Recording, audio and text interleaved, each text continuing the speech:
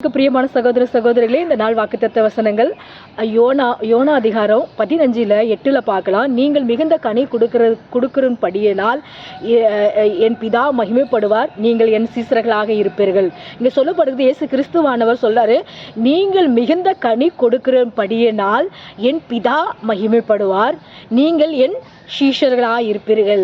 இந்த நாள் நீங்க கேட்கிற சகோதர சகோதரிகளே, உங்கள் வாழ்க்கையை கர்த்தருக்கு நீங்கள் அர்ப்பணிக்கும் போது ஆண்டவர் மிகுந்த மகிமைப்படுவார், சந்தோஷப்படுவார். இங்கதான் சொல்றாரு, நீங்கள் மிகுந்த கனி கொடுக்கிறபடியினால் என் பிதா உங்கள் மேல் மகிமைப்படுவார்.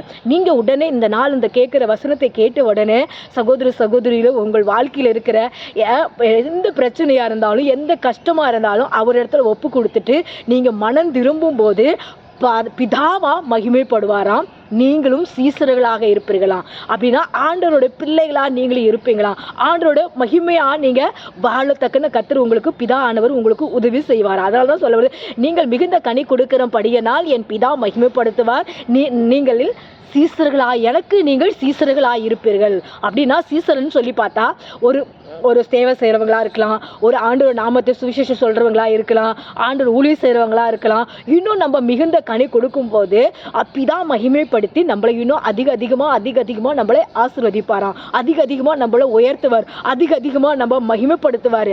அந்த மகிமையெல்லாம் வேணும்னா நம்ம ஆண்டவர் இடத்துல இணைந்து இருக்கணும். அதே போல் மிகுந்த கனி கொடுக்கணும், அவருக்கு பிரியமான காரியத்தை செய்யணும். நீங்கள் புதுசாக யாராச்சும் கேட்பீங்கன்னா சகோதரி சகோதரிகளே, உங்கள் வாழ்க்கையில் ஏதாவது போராட்டங்கள் இருக்குது, பிரச்சனைகள் இருக்குது, எங்களுக்கு மிகுந்த கனி கொடுக்க முடிய நிலைமையில இல்லை, நாங்கள் ரொம்ப கஷ்டமா இருக்கிறோம் அப்படின்னு நீங்க நினைச்சீங்கன்னா, அவர் பிதாவிடத்துல நீங்கள் நிலைத்திருக்கும் போது பிதா அவரு என்ன பண்ணுவாரா, உங்கள் மேல் மகிமையா இருப்பாராம்.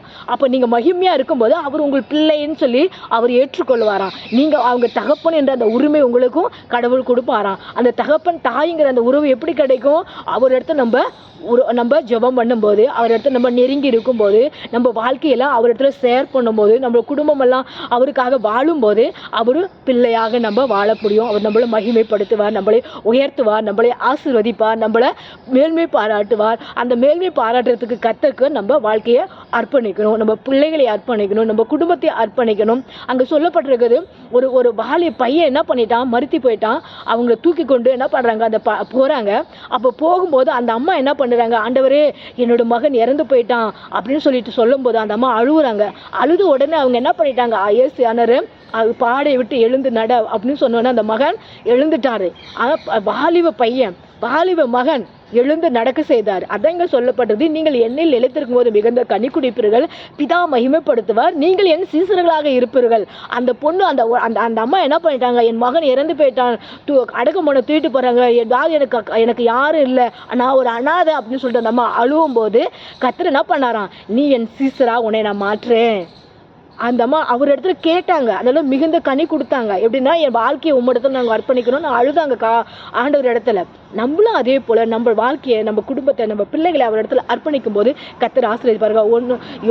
யோவான் அதிகாரம் 8:15 இந்த வசனத்தை நீங்கள் விசுவாசிங்க. உங்கள் பிள்ளைகளை, உங்கள் குடும்பத்தை, உங்கள் வாழ்க்கையை ஆண்டவருக்காக அர்ப்பணிங்க, நீங்களும் மிகுந்த கனி கொடுப்பீங்க. அது அந்த அம்மாவுக்கு உதவி செஞ்ச கர்த்தர் நம்மளுக்கு உதவி செய்வார். அந்த அம்மாவோட மகனுக்கு அற்புதங்கள் செய்தார்.